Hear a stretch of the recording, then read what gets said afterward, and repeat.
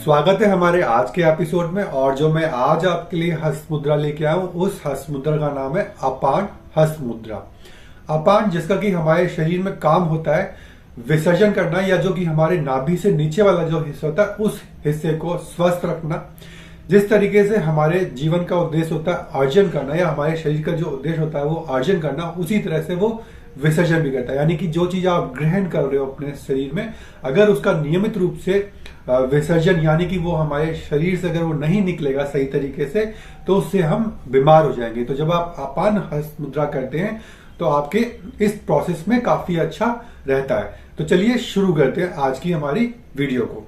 तो जब आप अपान हस्त मुद्रा करते हैं तो हमारे शरीर में जितने भी जो विषैले तत्व होते हैं, टॉक्सिक चीजें होती हैं, वो सब हमारे शरीर से स्मूथली बाहर निकल जाती है। फिर चाहे उसमें हमारा मलमूत्र हो या हमारा वीर्य और रज हो, अगर वो एक्सेस में है, बेकार है, हमारे शरीर में सड़ रहा है, तो वो उसको स्मूथली शरीर से बाहर निकालती है, उसका विसर्जन करती है। इस हस्त मुद्रा को करने से हमारे जो हार्ट से संबंधित जितने भी तकलीफ है उसमें आराम मिलता है। पेट में जितने भी रोग होते हैं या आंतों से संबंधित तकलीफ है, अगर किसी को मल मूत्र त्यागने में दिक्कत होती है, तकलीफ होती है, यानी कि अगर कॉन्स्टिपेशन की प्रॉब्लम है, गैस बन रही है, तो उसमें ये मुद्रा काफी अधिक फायदेमंद है। इसके अलावा जिन लोगों को शुगर की प्रॉब्लम है, मधुमेह यानी कि उसकी दिक्कत है, जिन लोगों को यूरिन पास करने में प्रॉब्लम हो रही है, तो उन लोगों को इस मुद्रा का अभ्यास जरूर करना चाहिए। जो प्रेग्नेंट वुमेन्स होती हैं उन लोगों को इस मुद्रा को करना चाहिए। उससे करने से ये होता है कि जब उनकी डिलीवरी के टाइम पे होने वाली जो तकलीफ है उसमें आराम मिलता है। पर यहाँ पे ध्यान देने वाली बात यह है कि उनको जो है गर्भ धारण करने के 8 महीने तक इस मुद्रा का अभ्यास नहीं करना। इस मुद्रा का 8 महीने के बाद, जब यानी 8वां महीना लग जाए, तब आपको इसका अभ्यास करना है। इसके बाद जब आपकी डिलीवरी हो जाए उसके बाद आप इस हस्त मुद्रा का अभ्यास कर सकते हैं।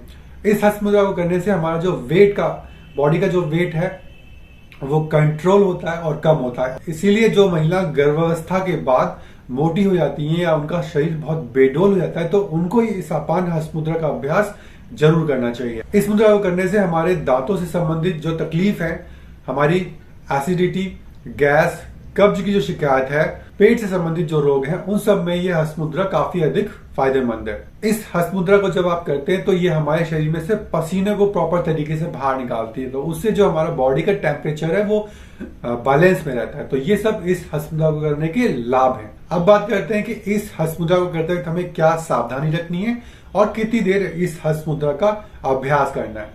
तो इस हस्त मुद्रा का अगर आप नियमित अभ्यास करेंगे तो आपको बहुत बहुत ज्यादा फायदा मिलेगा। इस हस्त मुद्रा को हमेशा खाली पेट करना है और सुबह के वक्त करना है।